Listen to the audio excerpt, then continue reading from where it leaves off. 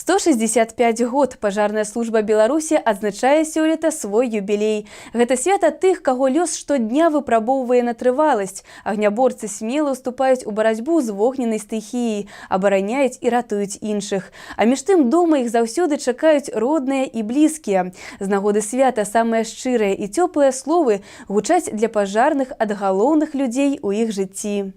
Мой папа пожарный, его я люблю. На праздник по июле подарки дарю. Он тушит пожары, спасает людей. На всем белом свете его нет родней. Папа милый, поздравляю и здоровым быть желаю, чтобы не было пожаров, потопов и заваров.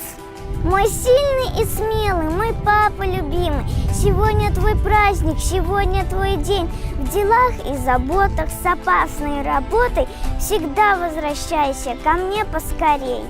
С праздником, пожарные! Спасибо за то, что каждый день рискуете жизнью ради других людей.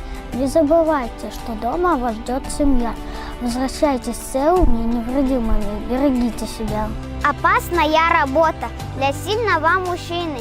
Нельзя в душе с тревогой бороться со стихией. Звучит пожарный гордо, звучит пожарный славно. А мне вдвойне приятней герой огня мой папа. С праздником, наши любимые пожарные! Ура!